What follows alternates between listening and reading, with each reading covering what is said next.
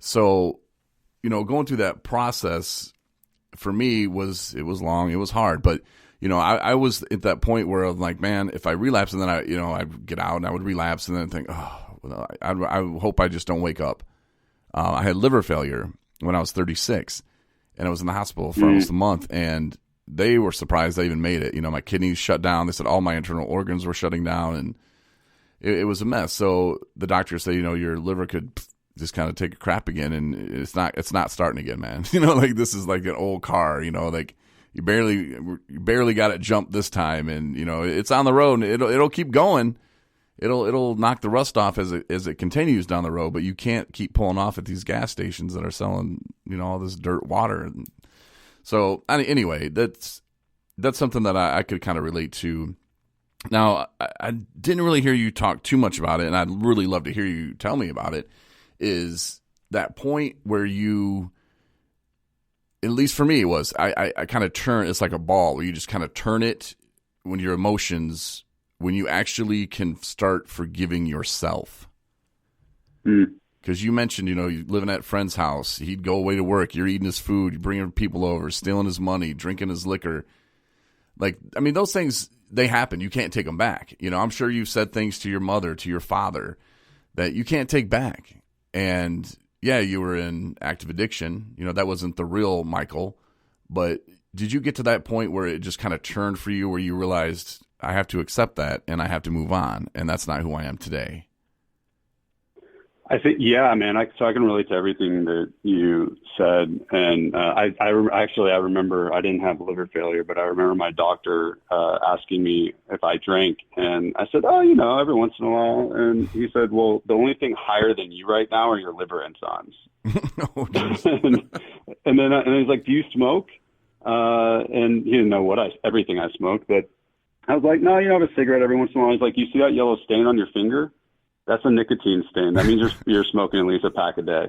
And so, like, I could just remember all those different data points and it not being enough. But so to your question of when did I forgive myself, I think that, for me, my journey in recovery, it's not the only way to recover, but it's what worked for me was being a member and still an active member of a 12-step program.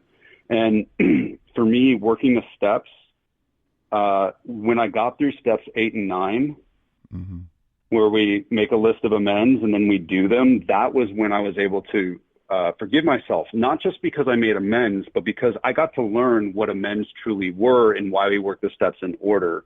And the biggest thing that my sponsor taught me was an amends is not a I'm sorry. It's a willingness to amend your behavior. That means in order to truly make amends, you need to change who you are. And so that's why we work the first 8 steps before you go do it. And so by working the first 8 steps over the course of about a year with my sponsor and doing the program, I changed. Who I was changed completely. And so by the time I actually was making those amends, I could sincerely say I'm amending my behavior. And I'm not the same guy. And I didn't use that as a way to diminish. I made restitution that was financial. I wrote letters. I did all the stuff for the people that I had harmed along the way. But I think that one of the things I see is people will just like go out and start apologizing. And I don't think that helps you forgive yourself. For me, I didn't forgive myself until I changed who I was. And then I went and made amends. And then by that time, I was like, okay, this is a new life. This is a new slate. I am free. And the best part is that first round of amends was by far the worst that I've ever had to do ever, because I was cleaning up garbage from 23 to 24 years. And now because I work an active program, I don't have anything like that occurring as far as the amends that I need to make. And that allows me also on a go forward basis to not hate myself, because I practice a 10-step and I do it. I make amends when I know that I need to. I bet that was very humbling to go through and to make things right with the people that you did harm along the way. And you know what? Like, conceptually, yes, but actually no, because you know what was humbling was all doing the actual things. Like, I felt like a piece of trash, stiffing people for rent, stealing their stuff, hurting them, saying terrible things. Like, that knocked me down. when I actually made so I carried the weight of all that stuff through my recovery process the first 18 months. And I had to, non-medicated without my drug of choice, like I wasn't able to escape the weight of everything that I had done. And that was humbling. Like, oh God, like I really have a problem. I suck. So when I actually did it, it was a level of freedom that I had been looking for in the drugs and in the alcohol. Like, and yes, did I feel a little bit meek and small when I did it? At times, yes, because I have insecurities and I have self-worth issues, especially at that time and all that kind of stuff. But it was, I was excited because I think the biggest thing I had to learn was there's a difference between making a list of amends and then actually doing it. And one of the cool things about doing amends was that was really when I learned the difference between my side of the street and other people's side of the street. And so when I did it, if I was willing to surrender their side of the street, it felt good to finally make whole all these things that I had done. Yes, it was humbling conceptually in terms of what you're saying, but like I remember feeling freedom. I remember feeling very humbled when I was in treatment and I didn't have anything to medicate my brain, and suddenly everything that I had done for all those years came back to me. That sounds, the way you're describing it, it really, I can feel it almost.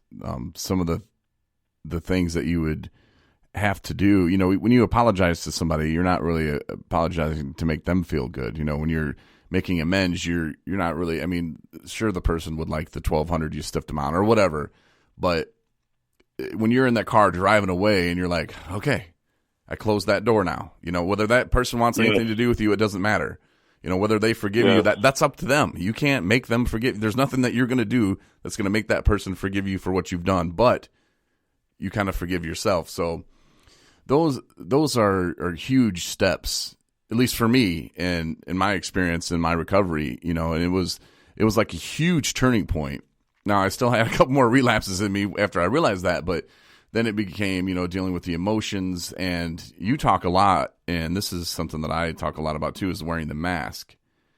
And this is what I want you to see, everybody. Here's Corey Winfield, and here's how great I am, and here's what I'm doing. And meanwhile, the real Corey is freaking out, scared. I think I'm going to fail. This is all going to fall on my face. I'm not going to be good enough. And, I have all these, but look at the mask. And like you said, the business world, CEO, they got to be up there. We can't let them know that I'm struggling with this today. And you're right. That also is very freeing when you can take it off. And then you realize people look up to you more. And you're like, wait a minute, what? I just told you that I suck at this and I screwed that up totally. Like, what? Yeah, we appreciate your honesty, and you've had some of that experiences as well. Yeah. I think that one of the things I talk about in my book, and I just talk about when I'm speaking in general, there are striking similarities between leaders in the business world and addicts. I think we both are addicted to wearing a mask to hide our true selves. The difference is the addict does it in pursuit of a high, and the leader does it in pursuit of success. They both have a lot of internal costs, but one definitely gets paid better for sure. No one paid me to be an addict, but the amount of energy that we lose and the amount of peace that we give up, and actually the amount of success that leaders give up by wearing that mask can't be stated enough. And I've done a lot of research and coaching and engagement. And one of the things I've learned is people are starving for their leaders to do what we do in recovery. They're starving for people to take that mask off and show them their true selves. I remember when I started my company in Quicker, and with my co-founder and a very small team, and we were covered on a national TV show, and I knew that exposure could kill the company.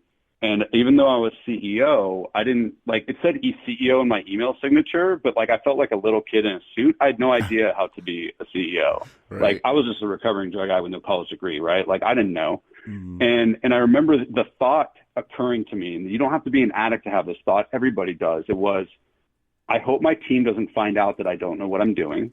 Yep. I know I can't tell them that I don't know what I'm doing. I need to figure this out on my own. And then the only time I can even let them know that I hit a struggle is after I've overcome it. And that is what I was thinking in active addiction. And that is what I learned to do the opposite of in recovery, is that I have to ask for help. I have to share, and I have to take that mask off. And so one of the things that was so different was I put my recovery hat on instead of my business hat on. And I went to my team and I said, guys, I don't know how to be a CEO and I need help. What are your thoughts? And that was humbling. That was scary. I thought for sure that they would run away and like quit immediately and that they would never trust me. And instead they started thinking about how can we find a mentor to help you, to help us. They actually found me a place that had mentors. I started working with them, and then I started sharing what I was learning with the team. And as a result, by me willing to take my mask off, I actually would do this regularly with my team. I would go to them without knowing all the answers and say, this is where I suck. Instead of saying, this is where I suck and this is what I'm doing about it, because that's what leaders like to do. They want to have the sandwich where there's like the positive, the negative, and then the positive. But I actually would be like, no, man, this is where I'm at. And what I found was that created a connection with my team that most leaders can't achieve. And it also gave them permission to not waste a tremendous amount of time hiding their weaknesses and stifling their growth. And as a result, together, we were able to grow so fast that we were able to beat companies that were 10 times bigger with 10 times the employees, because we simply learned from our mistakes faster, because we were able to share our vulnerabilities in the workplace the same way I can share my vulnerabilities in a meeting. Was that hard to do, or? Hell yeah. Of course that was hard. Dude, yes.